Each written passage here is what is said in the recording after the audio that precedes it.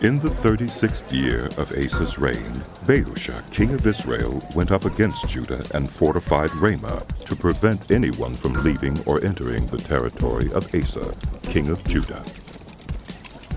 Asa then took the silver and gold out of the treasuries of the Lord's temple and of his own palace and sent it to Ben-Hadad, king of Aram, who was ruling in Damascus. "Let there be a treaty between me and you," he said, "as there was between my father and your father. See, I am sending you silver and gold. Now break your treaty with Baasha, king of Israel, so he will withdraw from me." Ben-Hadad agreed with King Asa and sent the commanders of his forces against the towns of Israel. They conquered Ijon, Dan, Abel-Maim, and all the store cities of Naphtali. When Baasha heard this, he stopped building Ramah and abandoned his work. Then King Asa brought all the men of Judah, and they carried away from Ramah the stones and timber Baasha had been using. With them he built up Geba and Mizpah. At that time, Hunani the seer came to Asa, king of Judah, and said to him, "Because you relied on the king of Aram and not on the Lord your God, the army of the king of Aram has escaped from your hand. Were not the Cushites and Libyans a mighty army with great numbers of chariots and horsemen? Yet when you relied on the Lord, he delivered them into your hand. For the eyes of the Lord range throughout the earth to strengthen those whose hearts are fully committed to him. You have done a foolish thing, and from now on, you will be at war." Asa was angry with the seer because of this. He was so enraged that he put him in prison. At the same time, Asa brutally oppressed some of the people. The events of Asa's reign from beginning to end are written in the book of the kings of Judah and Israel. In the 39th year of his reign, Asa was afflicted with a disease in his feet. Though his disease was severe, even in his illness he did not seek help from the Lord, but only from the physicians. Then, in the 41st year of his reign, Asa died and rested with his ancestors. They buried him in the tomb that he had cut out for himself in the city of David. They laid him on a bier covered with spices and various blended perfumes, and they made a huge fire in his honor. Jehoshaphat his son succeeded him as king and strengthened himself against Israel. He stationed troops in all the fortified cities of Judah and put garrisons in Judah and in the towns of Ephraim that his father Asa had captured. The Lord was with Jehoshaphat because he followed the ways of his father David before him. He did not consult the Baals, but sought the God of his father and followed his commands rather than the practices of Israel. The Lord established the kingdom under his control, and all Judah brought gifts to Jehoshaphat, so that he had great wealth and honor. His heart was devoted to the ways of the Lord. Furthermore, he removed the high places and the Asherah poles from Judah. In the 3rd year of his reign, he sent his officials Ben-Hail, Obadiah, Zechariah, Nethanel, and Micaiah to teach in the towns of Judah. With them were certain Levites, Shemaiah, Nethaniah, Zebediah, Asahel, Shemiramoth, Jehonathan, Adonijah, Tobijah, and Tob-Adonijah, and the priests Elishama and Jehoram. They taught throughout Judah, taking with them the book of the law of the Lord. They went around to all the towns of Judah and taught the people. The fear of the Lord fell on all the kingdoms of the land surrounding Judah, so that they did not make war with Jehoshaphat. Some Philistines brought Jehoshaphat gifts and silver as tribute, and the Arabs brought him flocks, 7,700 rams, and 7,700 goats. Jehoshaphat became more and more powerful. He built forts and store cities in Judah and had large supplies in the towns of Judah. He also kept experienced fighting men in Jerusalem. Their enrollment by families was as follows. From Judah, commanders of units of 1,000. Adnah, the commander, with 300,000 fighting men. Next, Jehohanan, the commander with 280,000. Next, Ahaziah, son of Zikri, who volunteered himself for the service of the Lord with 200,000. From Benjamin, Eliada, a valiant soldier, with 200,000 men, armed with bows and shields. Next, Jehoshaphat, with 180,000 men armed for battle. These were the men who served the king, besides those he stationed in the fortified cities throughout Judah. Now Jehoshaphat had great wealth and honor, and he allied himself with Ahab by marriage. Some years later he went down to see Ahab in Samaria. Ahab slaughtered many sheep and cattle for him and the people with him, and urged him to attack Ramoth-Gilead. Ahab, king of Israel, asked Jehoshaphat, king of Judah, "Will you go with me against Ramoth-Gilead?" Jehoshaphat replied, I am as you are, and my people as your people. We will join you in the war. But Jehoshaphat also said to the king of Israel, First, seek the counsel of the Lord. So the king of Israel brought together the prophets, 400 men, and asked them, "Shall we go to war against Ramoth-Gilead, or shall I not?" Go, They answered. for God will give it into the king's hand. But Jehoshaphat asked, Is there no longer a prophet of the Lord here whom we can inquire of? The king of Israel answered Jehoshaphat, "There is still one through whom we can inquire of the Lord, but I hate him, because he never prophesies anything good about me, but always bad. He is Micaiah, son of Imlah." The king should not say such a thing. Jehoshaphat replied. So the king of Israel called one of his officials and said, "Bring Micaiah, son of Imlah, at once."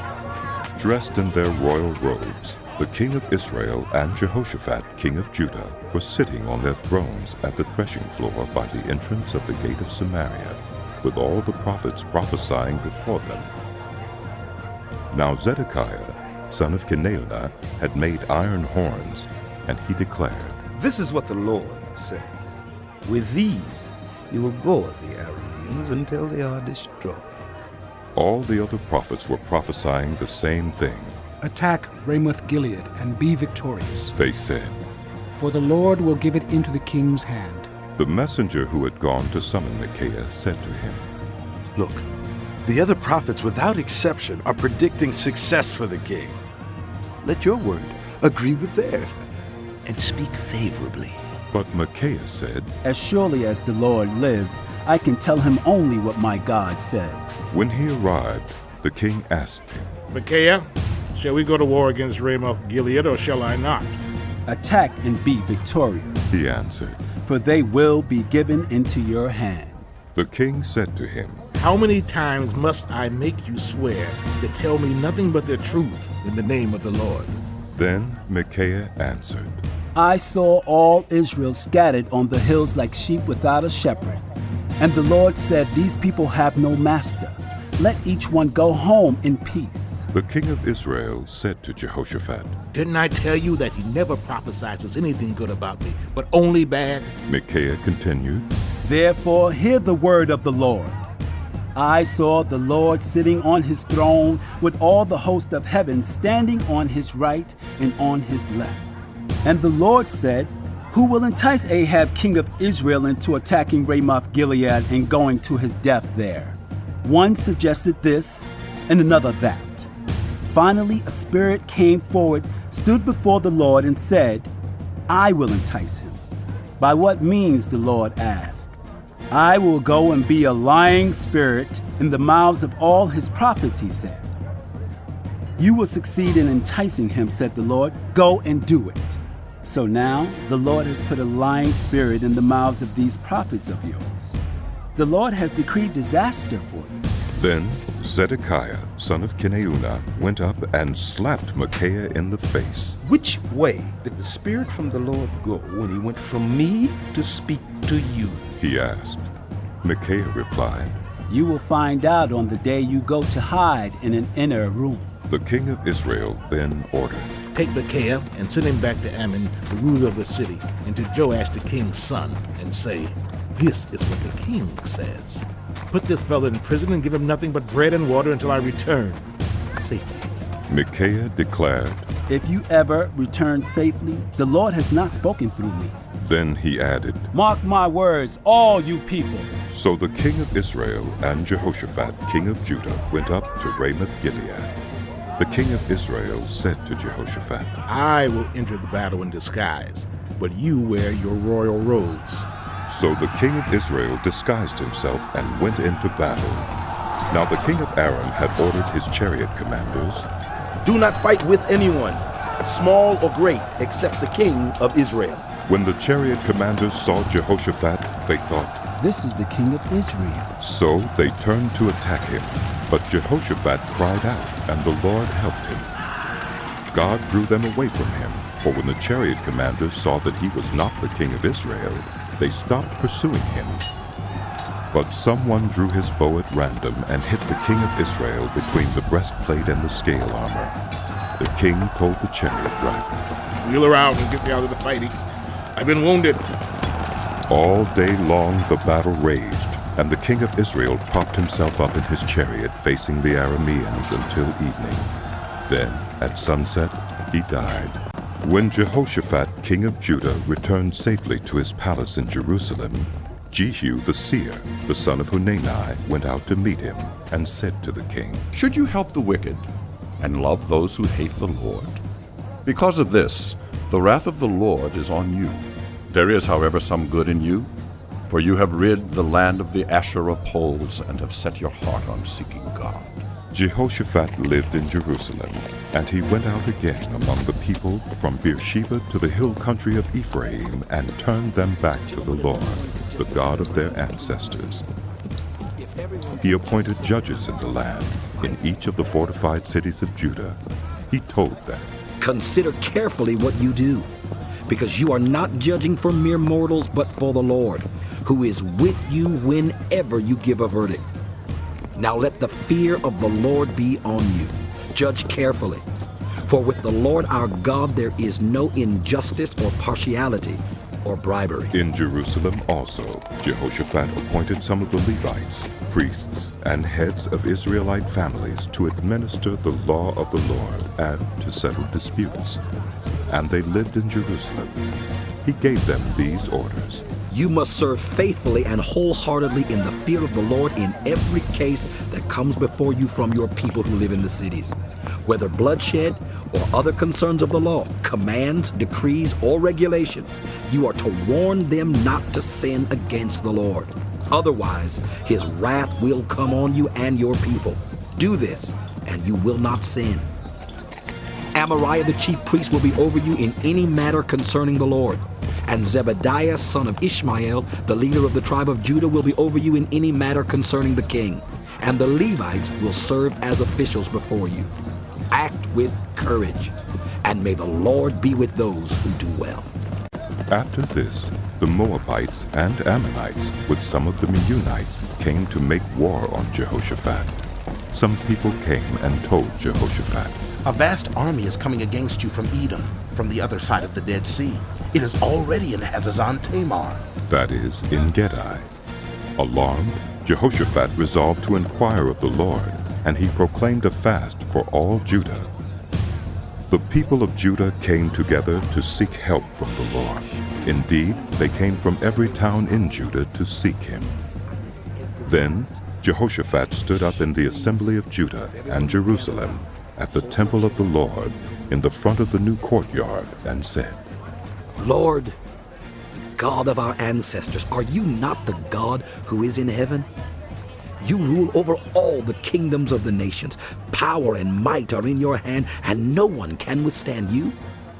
Our God, did you not drive out the inhabitants of this land before your people Israel and give it forever to the descendants of Abraham, your friend?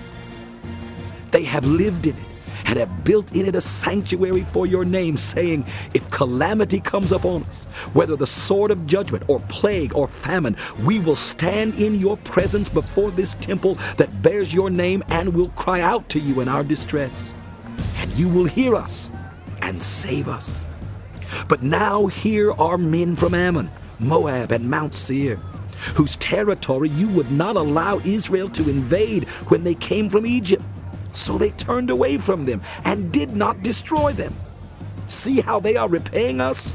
By coming to drive us out of the possession you gave us as an inheritance. Our God, will you not judge them? For we have no power to face this vast army that is attacking us. We do not know what to do, but our eyes are on you. All the men of Judah, with their wives and children and little ones, stood there before the Lord. Then the Spirit of the Lord came on Jehaziel, son of Zechariah, the son of Benaiah, the son of Jeiel, the son of Mattaniah, a Levite and descendant of Asaph, as he stood in the assembly. He said, Listen, King Jehoshaphat, and all who live in Judah and Jerusalem. This is what the Lord says to you. Do not be afraid or discouraged because of this vast army, for the battle is not yours, but God's. Tomorrow, march down against them. They will be climbing up by the pass of Ziz, and you will find them at the end of the gorge in the desert of Jeruel. You will not have to fight this battle. Take up your positions, stand firm, and see the deliverance the Lord will give you, Judah and Jerusalem. Do not be afraid. Do not be discouraged. Go out to face them tomorrow, and the Lord will be with you. Jehoshaphat bowed down with his face to the ground, and all the people of Judah and Jerusalem fell down in worship before the Lord. Then some Levites from the Kohathites and Korahites stood up and praised the Lord, the God of Israel, with a very loud voice. Early in the morning they left for the desert of Tekoa. As they set out, Jehoshaphat stood and said, Listen to me, Judah and people of Jerusalem. Have faith in the Lord your God, and you will be upheld. Have faith in his prophets, and you will be successful. After consulting the people, Jehoshaphat appointed men to sing to the Lord and to praise him for the splendor of his holiness as they went out at the head of the army, saying, Give thanks to the Lord, for his love endures forever. As they began to sing and praise, the Lord set ambushes against the men of Ammon and Moab and Mount Seir, who were invading Judah, and they were defeated. The Ammonites and Moabites rose up against the men from Mount Seir to destroy and annihilate them. After they finished slaughtering the men from Seir, they helped to destroy one another. When the men of Judah came to the place that overlooks the desert and looked toward the vast army, they saw only dead bodies lying on the ground. No one had escaped. So Jehoshaphat and his men went to carry off their plunder, and they found among them a great amount of equipment and clothing, and also articles of value, more than they could take away. There was so much plunder that it took 3 days to collect it. On the 4th day, they assembled in the valley of Berakah, where they praised the Lord. This is why it is called the Valley of Berakah to this day. Then, led by Jehoshaphat, all the men of Judah and Jerusalem returned joyfully to Jerusalem, for the Lord had given them cause to rejoice over their enemies. They entered Jerusalem and went to the temple of the Lord with harps and lyres and trumpets. The fear of God came on all the surrounding kingdoms when they heard how the Lord had fought against the enemies of Israel. And the kingdom of Jehoshaphat was at peace, for his God had given him rest on every side. So Jehoshaphat reigned over Judah. He was 35 years old when he became king of Judah, and he reigned in Jerusalem 25 years. His mother's name was Azubah, daughter of Shilhi. He followed the ways of his father Asa, and did not stray from them. He did what was right in the eyes of the Lord. The high places, however, were not removed, and the people still had not set their hearts on the God of their ancestors. The other events of Jehoshaphat's reign, from beginning to end, are written in the annals of Jehu, son of Hanani, which are recorded in the book of the kings of Israel. Later, Jehoshaphat, king of Judah, made an alliance with Ahaziah, king of Israel, whose ways were wicked. He agreed with him to construct a fleet of trading ships. After these were built at Ezion-Geber, Eliezer, son of Dodavehu of Maresha, prophesied against Jehoshaphat, saying, Because you have made an alliance with Ahaziah, the Lord will destroy what you have made. The ships were wrecked and were not able to set sail to trade. Then Jehoshaphat rested with his ancestors and was buried with them in the city of David, and Jehoram, his son, succeeded him as king. Jehoram's brothers, the sons of Jehoshaphat, were Azariah, Jehiel, Zechariah, Azariahu, Michael, and Shephatiah. All these were sons of Jehoshaphat, king of Israel. Their father had given them many gifts of silver and gold and articles of value, as well as fortified cities in Judah. But he had given the kingdom to Jehoram, because he was his firstborn son. When Jehoram established himself firmly over his father's kingdom, he put all his brothers to the sword, along with some of the officials of Israel. Jehoram was 32 years old when he became king, and he reigned in Jerusalem 8 years. He followed the ways of the kings of Israel, as the house of Ahab had done, for he married a daughter of Ahab. He did evil in the eyes of the Lord. Nevertheless, because of the covenant the Lord had made with David, the Lord was not willing to destroy the house of David.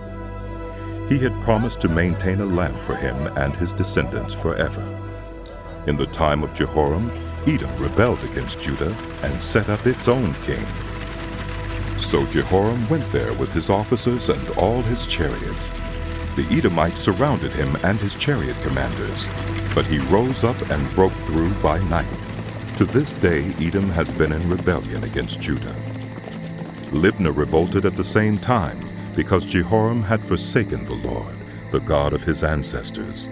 He had also built high places on the hills of Judah, and had caused the people of Jerusalem to prostitute themselves, and had led Judah astray.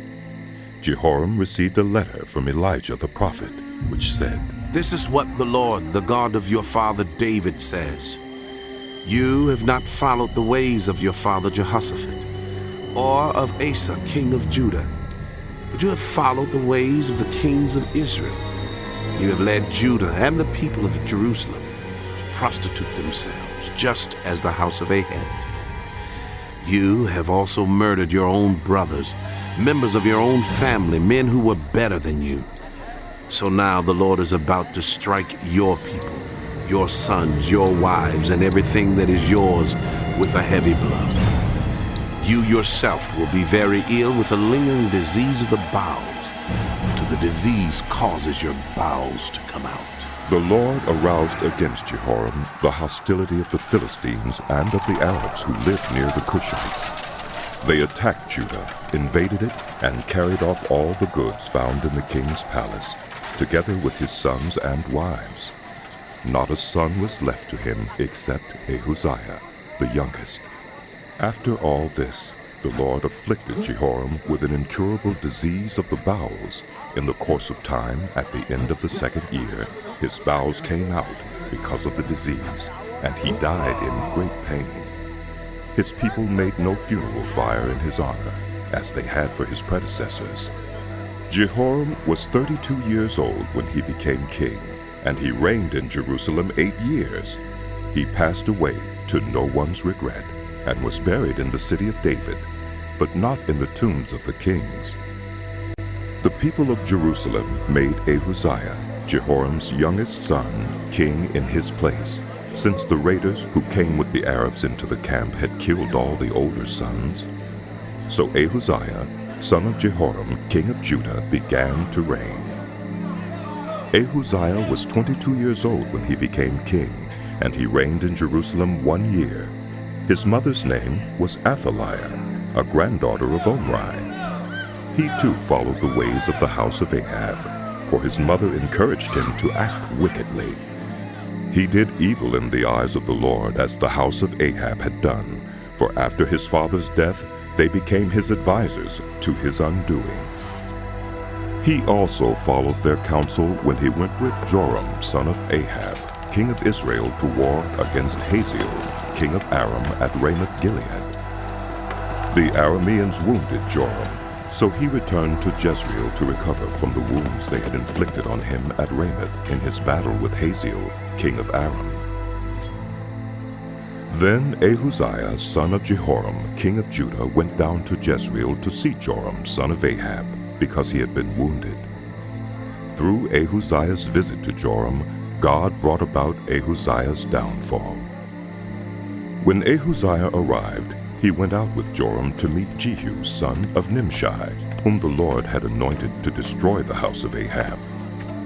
While Jehu was executing judgment on the house of Ahab, he found the officials of Judah and the sons of Ahaziah's relatives who had been attending Ahaziah, and he killed them. He then went in search of Ahaziah, and his men captured him while he was hiding in Samaria. He was brought to Jehu and put to death. They buried him, for they said, "He was a son of Jehoshaphat, who sought the Lord with all his heart." So there was no one in the house of Ahaziah powerful enough to retain the kingdom. When Athaliah, the mother of Ahaziah, saw that her son was dead, she proceeded to destroy the whole royal family of the house of Judah. But Jehoshaphat, the daughter of King Jehoram, took Joash, son of Ahaziah, and stole him away from among the royal princes who were about to be murdered, and put him and his nurse in a bedroom. Because Jehoshaphat, the daughter of King Jehoram and wife of the priest Jehoiada, was Ahaziah's sister, she hid the child from Athaliah so she could not kill him. He remained hidden with them at the temple of God for 6 years while Athaliah ruled the land.